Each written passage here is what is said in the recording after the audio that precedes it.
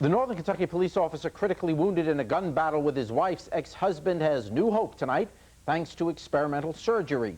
Doctors in Pennsylvania implanted an artificial lung into Sergeant Robert Palmer. Ellesmere Police Chief Bill Hyler talked with the surgeon. He said that he was stable and that the next 12 to 24 hours that there may have to be some adjustments made depending on how well Bob tolerated the procedure and how well the procedure is going to tolerate Bob. Officer Palmer, you'll recall, was shot on Labor Day. His two children, 3-year-old Casey and 2-year-old Robin, were killed by this man, John Bundy, who was himself killed in the shootout. Doctors say the next 24 hours are critical to know if the implant will save Robert Palmer's life. There's a guilty plea tonight from the man accused of touching off a massive fire at a local abortion clinic. That fire nearly destroyed the Margaret Sanger Clinic in Mount Auburn 5 years ago. Today, John Brockhoff pleaded guilty to federal charges that he poured gasoline in the basement of the building and lit it. Brockhoff could get an additional 10 years in federal prison and a $250,000 fine. It could be 2 to 3 months before Brockhoff is back in court for sentencing. In other news, there are more legal problems tonight for former Hamilton County Commissioner Joe DeCourcy Jr. He's being sued by the man he had a head-on wreck with earlier this year. Larry Money was seriously hurt in that crash. He's now filed a civil suit against DeCourcy to cover his injuries. Police say DeCourcy was driving drunk when his car collided with Money's car on I-275. Money is asking for an unspecified amount in damages. His lawyer says Money is recovered, but he's not 100%. Before, he has not been able to work the number of hours that he's worked before, plus he's not able to do certain kinds of things. He's restricted in his lifting, bending, stooping, those kinds of things. So he's recovering, but he has permanent injuries. Money is suing DeCourcy and DeCourcy's wife. Hamilton County is not a defendant in the case. And when we return to News 5 tonight, Saddam Hussein makes a threat and oil prices shoot through the roof. We'll tell you what to expect at the pumps. And some people on the west side are trying to get the school board on their side against the Queen City Barrel Company and others allegedly polluting Price Hill. Stay with us.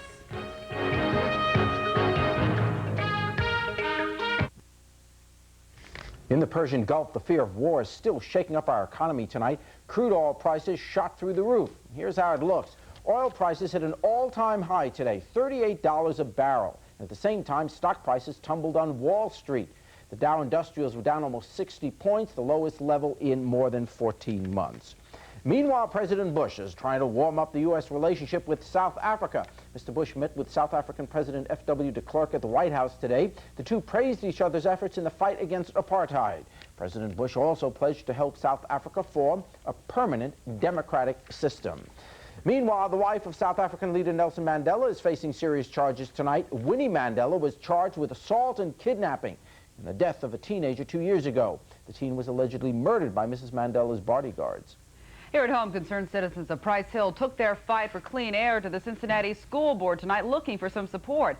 The group says the pollution is having a bad effect on Price Hill school children. Supporters are targeting Price Hill companies like Queen City Barrel, the site of many protests over the last few months. They say this company and others are not following pollution laws, and the bad air is making the kids and residents sick. They're asking the school board to look into the problem.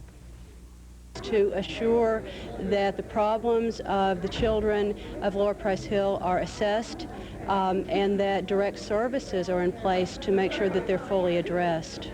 I think it's very, very important for us to work together to investigate what is going on and to determine how we might certainly impact that situation so that we get better results with the children who are there.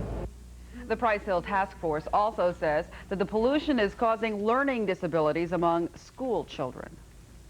And if you're looking for some good news today, boy, it comes in the weather. What a beautiful day, John. It was one of those days that you write songs about, because you could just, everything was so crisp and clean. It looked like somebody just...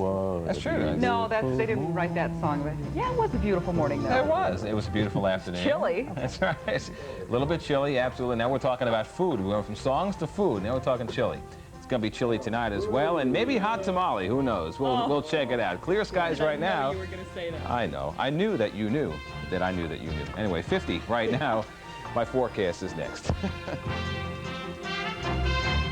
The Reds were off today, but they were playing one down in Houston that could shrink that magic number even further. This is Greg Horde. I'll tell you how the Dodgers came out against Houston coming up.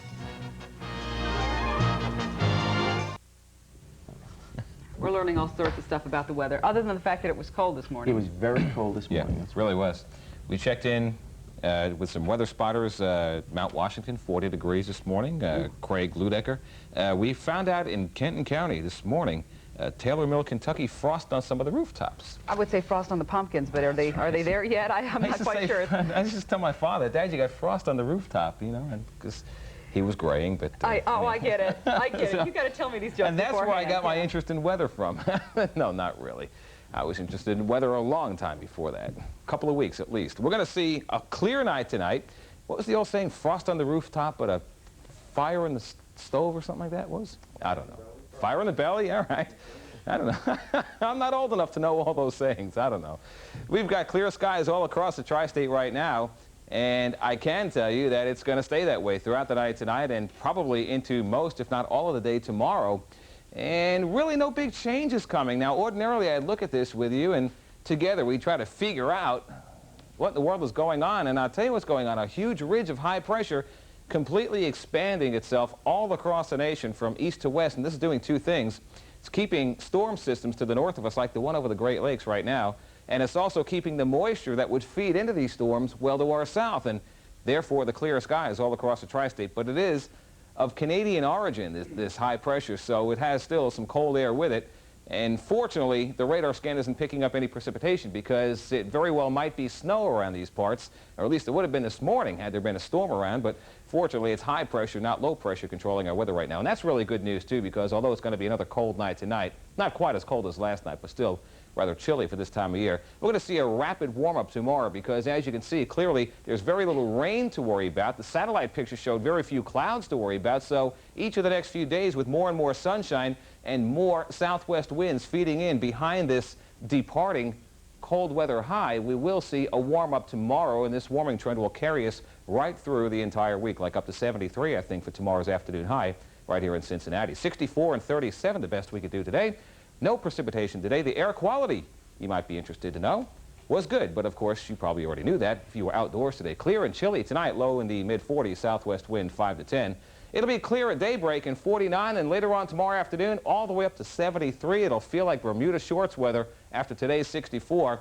Mostly sunny skies, a bit breezy, though, from the southwest at 10 to 20. Here's my 5-day forecast, and really, it doesn't get much better than this any time of year. You've got to like the tri-state when we're forecasting 73s, 76s, 80s. I mean, come on, what do we do to deserve this kind of stuff? We've all been behaving, I guess, but keep it coming because it's going to stay nice for a while. It looks great. It does. Thanks a lot, John. In commentary tonight, the success of the Reds and the 3-game winning streak of the Bengals have local sports fans on the edges of their seats. Jerry has some thoughts on how winning affects the community in his commentary tonight. Jerry? Thanks, Norma. Maybe after a year of shame and disappointments of the Rose demise and Bengal mediocrity following a Super Bowl year and Stanley Wilson and would you see ever win again, maybe the Cincinnati sports world was due for a turnaround. And from famine to feast, could it really be Cincinnati, the city of champions? And this may well be the year.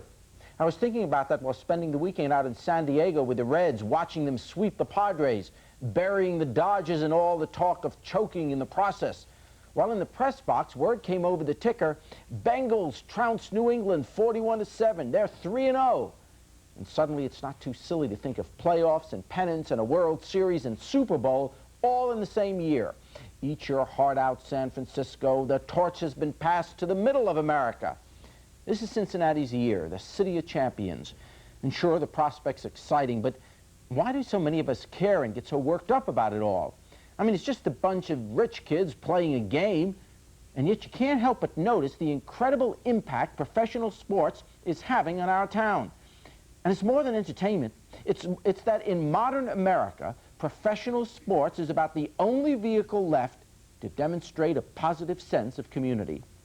Oh, certainly if disaster strikes, a tornado hits, or a hurricane ravages a town, everybody pulls together and there's a real feeling of shared concern, a sense of community. But other than disasters, what happens or what do we do in our daily lives that brings us all together? If Kroger has a record year in profits, do we all rally on Fountain Square? Hoo-day, hoo-day, who-day think's going to beat them cost cutters? The fact is, we're all into our own lives, our own families, our own careers. But the one thing we all share is the nationally reported success or failures of the pro teams who carry our name. We dedicate a whole section in our daily newspapers to it, as we do our nightly broadcasts. We televise the games, listen to Marty and Joe on the radio. How many of us, at least once today, saw, read, or heard something about the Reds and Bengals? No, it isn't life and death, but it is our world. It's Cincinnati. And right now, we're looking and feeling pretty good. Play ball. The Reds are taking a day off, but they're watching probably a game very closely tonight. I would say so. Because the Dodgers are playing right now. The Dodgers Houston, win. yeah. But you know what? Who are we kidding? It's inning. over. It's over. After this weekend sweep, you know, honestly, they'd have to all leave the planet to lose. Well, that's happened, but I don't expect it in this case. They've left the planet? Yeah, well, more or less, Yeah. figuratively. You know, The just kind Phillies of in like 64. Phillies in 64. The Dodgers in 51. Dodgers in 51, the year I was born. Yeah. Oh, the Those are Red two Sox. good Red Sox in 78. But let's get on with other sports. Let's do that. Yeah. Maybe you all are like me. I mean, there are 9 games left in the season. The Reds can clinch the division by the end of the week, but it hasn't sunk in yet. Now, after a decade of disappointment, the boys are back and they're wearing red. But before we get all carried away, let's listen to Lou Piniella, who's had a whole heck of a lot to do with bringing this thing together. We got 9 games at home, and we still got some work to do. We can't get careless because certainly any of these teams can beat you, but we took a giant step this weekend here in San Diego. Now, does that man look tired or not? Maybe he can breathe easy here in just a few days. Now, also tonight, we got some news about a guy who, as an individual, says an awful lot about this Reds team. I'm talking about Jose Rio. He was up, he was down, he was in, he was out, and now, within an arm's reach of their first division title since 1979, just like the team, he's coming on strong. Today, Rio was named National League Player of the Week. All he did last week was pitch 2 complete games. One of them was shutout. He worked 18 innings, and he owned hitters. Allowed 1 earned run, 7 hits, and struck out 18. For the opposition, he was a Dominican devil. Now let's go to the game that counts tonight. L.A. and Houston, they were playing in that dead zone dome. And Dodger manager Tommy Lasorda wasn't looking very happy tonight. In the bottom of the 5th, Craig Biggio laces this Fernando Valenzuela pitch into left field. Eric Yelding scores, and the Astros led 3-2. The game is now in the 8th. L.A. now leading 5-4. So let's look at that countdown to the pennant. While the Reds were off tonight, the Dodgers are still playing, as we just told you. The Reds' lead is 5 games, pending the Dodgers-Astro game, and the magic number still stands at 5. Now scores. We got scores for you. Let's take a look. San Diego, San Francisco tied at 1 in the 4th. If you can believe this, the Mets lost again. Now, they trailed the Pittsburgh Pirates by 3 games. I'd say that one's over. Over in the American League, Blue Jays leading 8-3 in the 8th, beat Milwaukee, and KC is all over the A's 9-3 in the 8th, but that don't mean a thing. Now, in high school soccer tonight, Roger Bacon was taking on St. Ursula, the 5th-ranked team in the city, and just take a look at this sunset. Well, that wasn't the only spectacular scene out at Bacon. How about St. Ursula's Susan Miller? Here, off the inbound pass, she puts in the goal. Why is that significant? It was the 84th of her career and sets a St. Ursula scoring record. She scored 3 more times in the game. St. Ursula defeats Bacon 4-1. Now, when the Bengals made James Francis their #1 draft choice out of Baylor, they said, nah, he had a chance to be a high-impact player. A chance? This guy comes on like gangbusters. Francis pushed the Patriots around like they were wearing powdered wigs and stockings Sunday. He had 2 quarterback sacks, made 4 tackles, forced a fumble, and generally wrought mayhem on New England. As far as he's concerned, it's just a job. We're just trying to get to the quarterback any way we can. We're fortunate out in the right place at the right time to get those 2, but, you know, it's just 11 guys out there doing their job, and we had a good game today. No update on that Astros-Dodgers game, but have heart. That's It'll come over. home. James Francis, that's great. I mean, What a stud this guy is. you know, this Bengal defense is coming very Surprise strong. of the year right there. Very strong. Surprise of We're the going year. to the Super Bowl. We're going to the Super Bowl. We are. Going to the Super Bowl. We're going to the World Series. This is Cincinnati's year. We're I done. feel It's it. I over feel with. Don't even buy the tickets. It's all over with. Don't worry about it. And that's all the time we have for now. Stay tuned for news updates every hour on the hour. Thanks for being with us. And we're going to see you again tomorrow. Until then, take care of yourself and each other. Good night. Good night.